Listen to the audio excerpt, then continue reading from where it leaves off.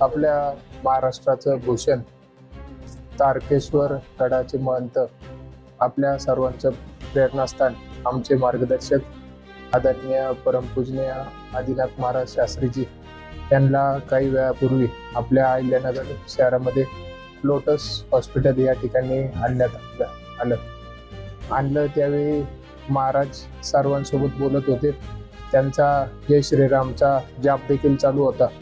त्यानंतर इथं ॲडमिट करून आताच त्यांचं ऑपरेशन पार पडलंय.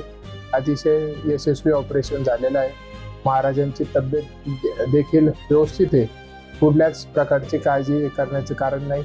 आणि मी सर्वांना एवढीच विनंती करतो की मोठ्या प्रमाणात महाराजांचा भाविक भक्त आहे संपूर्ण महाराष्ट्रामध्ये.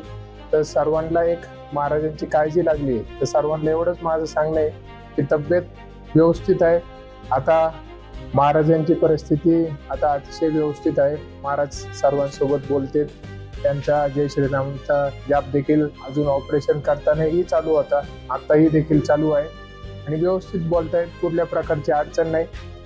गेल्या काही वेळापासून आपल्या संपूर्ण महाराष्ट्रात महाराजांचे भाविक भक्त हे मोठ्या स्वरूपात आहेत. मानणारा वर्ग मोठा आहे. म्हणून अनेक प्रकारचे तर्क वितर्क, बऱ्याचशा अफवा होत आहेत. बऱ्याचशा ठिकाणी चुकीच्या देखील बातम्या पसरतायत. काही ठिकाणी असं बोललं जातं की वार केले, काही ठिकाणी असं की आत्महत्येचा प्रयत्न केला. या सर्वांना एवढीच विनंती की अशी कुठलीच गोष्ट नाही किंवा घटना घडलेली नाहीये. आपण सर्वांनी कुठल्याच अफवा, सर्वांना ही विनंती की अफवा करू नये, कारण की आपल्या सर्वांचं ते आशास्थान आहे. दुसरी गोष्ट अशी की जरी कुणी काही बोललं तरी आपल्याला मी स्पष्ट सांगतो की अशी कोणतीच गोष्ट नाही.